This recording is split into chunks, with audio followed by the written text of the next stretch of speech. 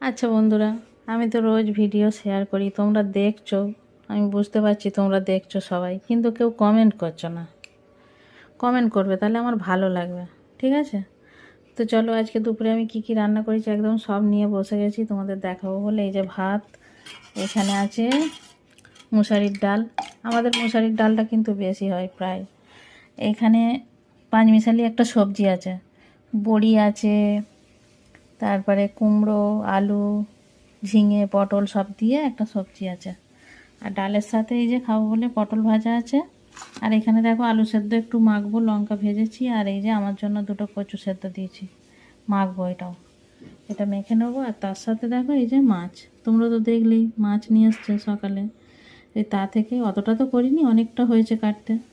তো এই সেই বাটা মাছটা দিয়েছি তিনটে, আর রুই মাছের একটু নিয়ে এটা একটু ঝাল করেছি সর্ষে বাটা দিয়ে।